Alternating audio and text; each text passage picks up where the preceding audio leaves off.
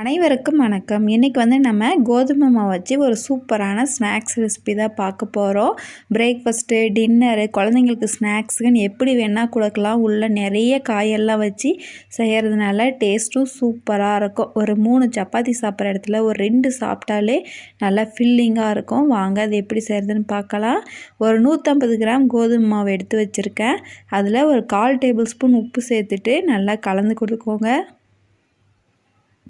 கை வச்சு நல்லா மிக்ஸ் பண்ணி விட்டதுக்கப்புறமா கொஞ்சம் கொஞ்சமாக தண்ணி சேர்த்து நல்லா சப்பாத்தி மாவு பதத்துக்கு பிசைஞ்சு எடுத்துக்கோங்க.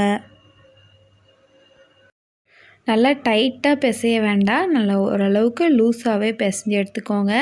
பாருங்கள், இந்த அளவுக்கு வந்து நல்லா பிசைஞ்சு எடுத்துகிட்டு ஒரு தட்டு போட்டு நல்லா மூடி வச்சுருங்க. நல்லா ஊறட்டும். நம்ம இதுக்கு தேவையான ஸ்டஃபிங் வந்து ரெடி பண்ணிக்கலாம். இப்போ வாணலில் 1 டேபிள் ஸ்பூன் எண்ணெய் விட்டுக்கோங்க. எண்ணெய் நல்லா சூடானதுக்கப்புறமா கடுகு, கருவேப்பிலை சேர்த்து நல்லா பொரிஞ்சு வரட்டும். பாருங்கள், இப்போ வந்து நல்லா பொரிஞ்சு வந்துருச்சு. ஒரு பெரிய வெங்காயம் கட் பண்ணி வச்சுருக்கேன், அதையும் இதோடு சேர்த்து நல்லா மிக்ஸ் பண்ணி விட்டுக்கோங்க. வெங்காயம் ரொம்ப நேரம் வதங்க தேவையில்லை, ஒரு 2 நிமிஷம் நல்லா மிக்ஸ் பண்ணி விட்டோன்னா போதும். அப்போ தான் நல்லா சாப்பிடும்போது க்ரன்ச்சியாக நல்லாயிருக்கும். இப்போ இதில் ஒரு 1/2 டேபிள் ஸ்பூன் ஓமம் சேர்க்குறேன். ஓமம் இல்லைன்னா சீரகம் வந்து சேர்த்துக்கோங்க. நல்லா ஒரு மிக்ஸ் பண்ணி விட்டுட்டு 1 கப் அளவுக்கு கேரட் வந்து துருவி எடுத்து வச்சுருக்கேன், அதையும் வந்து இதோடு சேர்த்துக்கோங்க.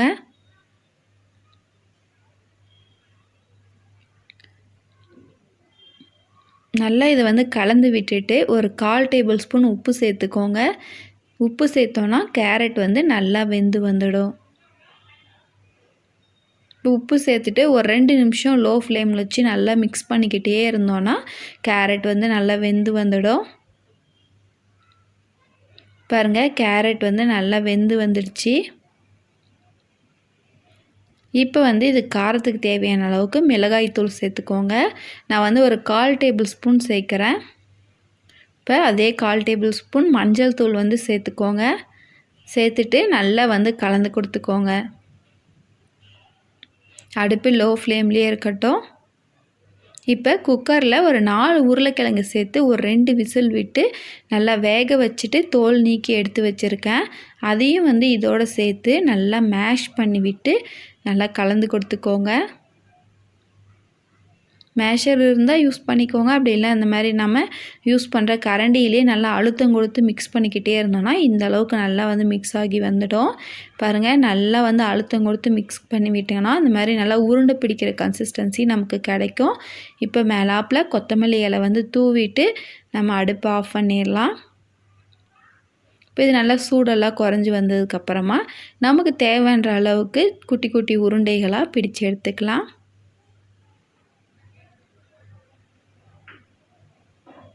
பாருங்கள், நான் வந்து இந்த அளவுக்கு தான் சின்ன உருண்டையாக பிடிச்சு எடுத்திருக்கேன். இதே மாதிரி மீதம் இருக்கிற எல்லாத்தையும் சின்ன சின்ன உருண்டைகளாக பிடிச்சு எடுத்து வச்சுக்கலாம். நம்ம மாவு வந்து பிசைஞ்சு வச்சோம் இல்லையா, அது வந்து நல்லா சாஃப்டாக பாருங்கள் ஊறி வந்திருக்கு. இப்போ வந்து நம்ம திரட்டி எடுக்கிறதுக்கு தேவையான அளவுக்கு சின்ன சின்ன உருண்டைகளாக பிடிச்சு எடுத்துக்கோங்க. இப்போ இதை வந்து நல்லா சப்பாத்தி கட்டையில் வச்சு நல்லா சப்பாத்தி மாதிரி மெல்லிஸாக வந்து திரட்டி எடுத்துக்கோங்க.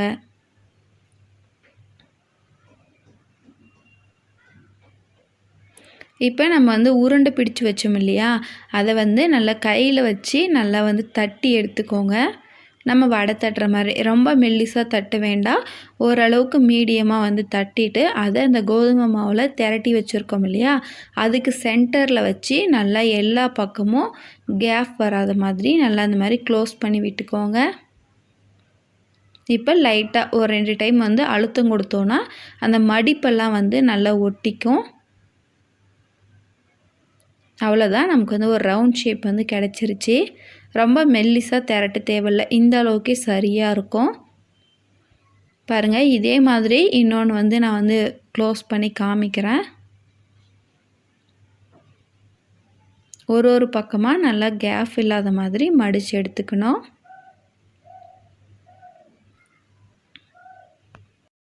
இதே மாதிரி நம்ம தேவையான அளவுக்கு எல்லாத்தையும் வந்து திரட்டி எடுத்துக்கோங்க. பாருங்கள் எடுத்து வச்சாச்சு. இப்போ தோசைக்கல் வந்து அடுப்பில் வச்சு 1 டேபிள் ஸ்பூன் எண்ணெய் விட்டுக்கோங்க. முடிஞ்சால் எண்ணெயே போடாமல் கூட நல்லா லோ ஃப்ளேமில் வச்சு பொறுமையாக ஃப்ரை பண்ணி எடுத்துக்கலாம். ஏன்னா நம்ம ஆல்ரெடி வந்து சப்பாத்தி மாவு மாதிரி நல்லா மெல்லிசாக தான் தேய்ச்சிருக்கோம். அதனால் வந்து உள்ளே அந்த அளவுக்கு கோதுமை மாவு நல்லா தப்பமாக இருக்காது.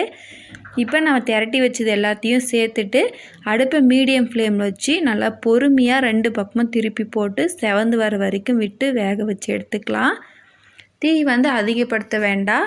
ஃபுல் ஃப்ளேமில் வச்சோன்னா கருகி போயிடும், உள்ளே வந்து வேகாது. பாருங்கள் நல்லா வந்து 2 பக்கமும் திருப்பி போட்டு எடுத்தாச்சு. நல்லா வெந்து வந்திருக்கு. இப்போ எல்லாத்தையும் எடுத்து தட்டில் வந்து எடுத்து வச்சுக்கோங்க. இதே மாதிரி நீங்கள் உங்கள் வீட்டில் ட்ரை பண்ணி பாருங்கள். உள்ளே நிறைய காயெல்லாம் வச்சு கொடுத்துங்கிறதுனால குழந்தைங்களுக்கு நல்ல ஃபில்லிங்காக டேஸ்ட்டும் சூப்பராக இருக்கும். இந்த ரெசிபி உங்களுக்கு பிடிச்சிருந்தால் லைக் பண்ணுங்கள், ஷேர் பண்ணுங்கள், சேனலை சப்ஸ்கிரைப் பண்ணுங்கள். தேங்க்யூ.